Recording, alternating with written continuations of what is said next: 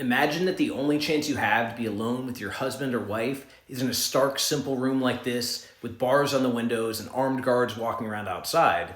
And then imagine you feel like the luckiest couple in the world because you know that the vast majority of people in your situation do not get this opportunity. Because conjugal visits in prison are an arrangement where a couple can maintain or continue to develop their relationship, including spending time alone and being intimate. This room is an example of a conjugal visit room in one of the state prisons.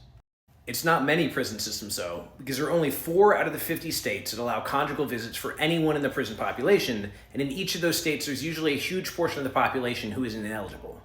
You used to also have New Mexico and Mississippi's history with conjugal visits is incredibly complicated and ugly and weird, but they terminated in the past 10 or 15 years.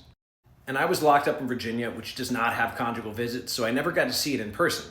But what I used to dream of when I was locked up wasn't even getting out. That didn't seem possible. I used to dream of getting an interstate compact to a state that did have conjugal visits. So maybe then I could get married, I could be intimate, I could be a full human being.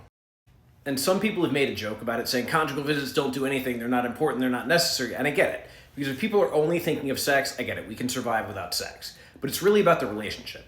And the stronger ties someone has when they're released from incarceration, the greater chance that they're successful when they get out. So having strong relationships, having connections, having families makes it a lot more likely that they'll succeed when they're released.